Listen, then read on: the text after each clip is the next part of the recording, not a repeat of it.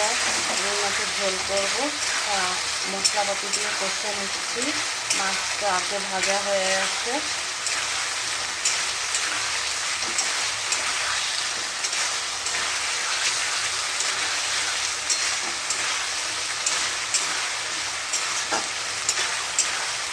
পেঁয়াজ রসুন দিয়ে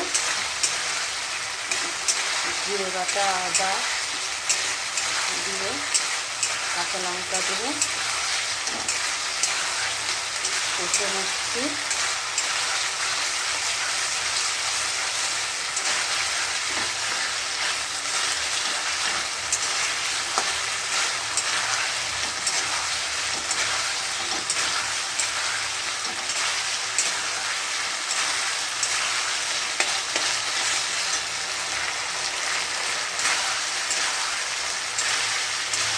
জল দিয়ে দেবো। মোটামুটি কষা হয়ে গেছে।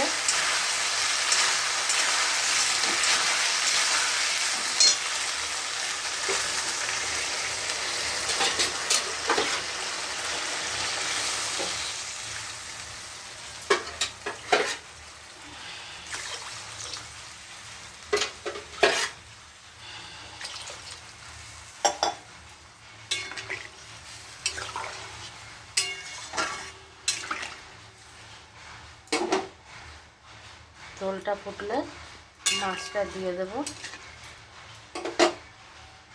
ঝোলটা ফুটে গেছে, এবার মাছটা দিয়ে দেব।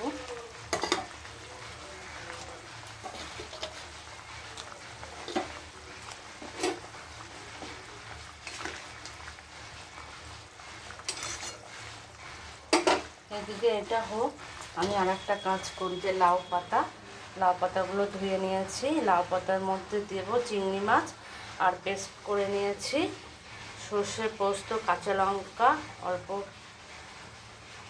পেঁয়াজ বাটাও দিয়েছি, একদম অল্প।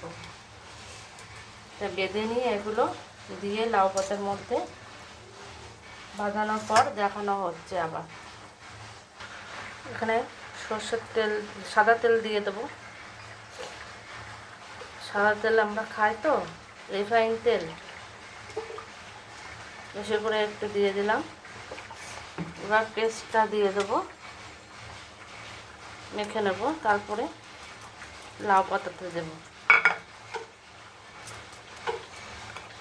নুন হলুদ দিয়ে দেব।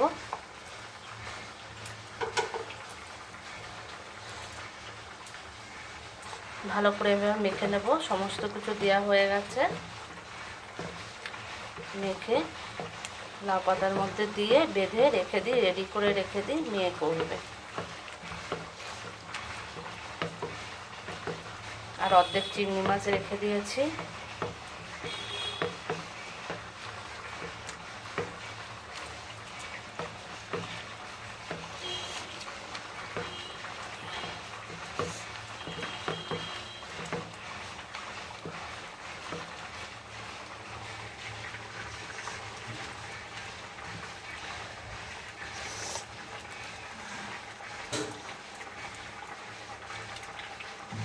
কেমন হবে জানি না।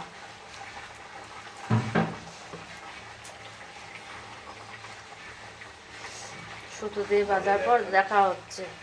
কি সুন্দর ঝোলটা হয়েছে। এবার নামিয়ে ফেলবো। হয়ে গেছে।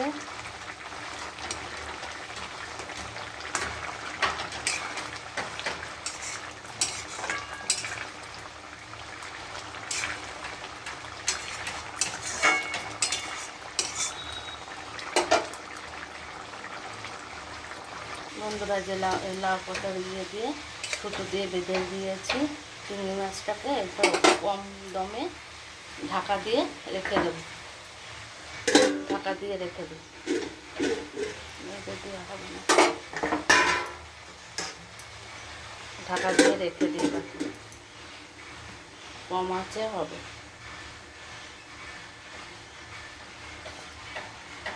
বন্ধুরা দেখো কত সুন্দর হয়েছে ভাবাটা। আর একটু হবে। কড়াইতে করেছি, কেমন হবে জানি না, দেখি। আর একটু হবে। খুলে দেখানো হচ্ছে। দেখো বন্ধুরা, লাউ পাতার ভাপাটা কত সুন্দর হয়েছে। সুতোর জন্য সুতো দিয়ে বেলেট দিয়ে কাটতে হবে সুতোটা, জাস্ট এইটুকুনি দেখানো হচ্ছে কত সুন্দর হয়েছে। এই পর্যন্তই থাকলো, সবাই ভালো থেকো।